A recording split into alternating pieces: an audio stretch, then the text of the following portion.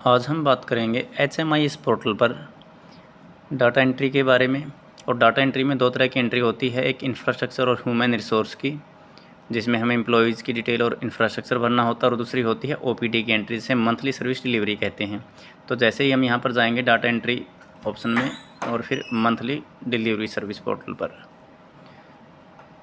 तो इसमें यहाँ पर क्लिक करते ही हमें थोड़ा इंतज़ार करना है और नीचे ऑप्शन आ जाएंगे। तो इसमें हमें जो पहले वाला है पार्ट A M1, इसमें हमें कहीं भी कुछ भी फिल करने की ज़रूरत नहीं है, सिर्फ 00 फिल करना है।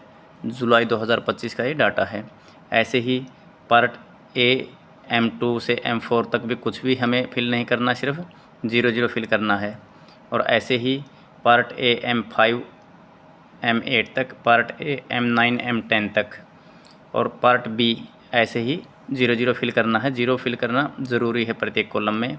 और जैसे पार्ट C है M13, हमें सिर्फ मंथली सर्विस डिलीवरी रिपोर्ट में OPD की एंट्री करनी होती है। इसमें अभी ये स्पीड स्लो है थोड़ी, तो जैसे ही डाटा आएगा तो हम बताएंगे कि कौन सा डाटा की हमें एंट्री करनी होती है। सिर्फ एक OPD की एंट्री करनी हमारे लिए नेसेसरी है। अभी हमें सिर्फ OPD की एंट्री करनी होती है कि GAD में, आम में, या PHC UPHC है तो उसमें कितनी OPD हुई हैं, तो उसकी टोटल की हमें एंट्री करनी होती है।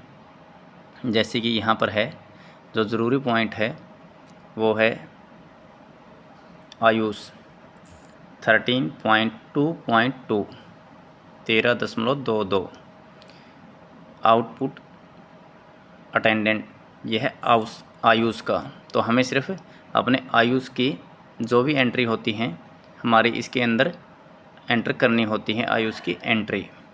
तो हमें सिर्फ इसमें अपनी एंट्री दिखानी है 13.2.2 में। और ऐसे ही अगले जो पार्ट C है M14 तक, 15, 16 तक, सारे के सारे यहाँ पर सबमिट करके और लास्ट में हमें सबमिट कर देना है। यहाँ से सबमिट करने के बाद डाटा सेव हो जाएगा, तभी फाइनल माना जाएगा। तो आप जल्द से जल्द महीने की 5 तारीख से पहले अपना डाटा अपडेट करें।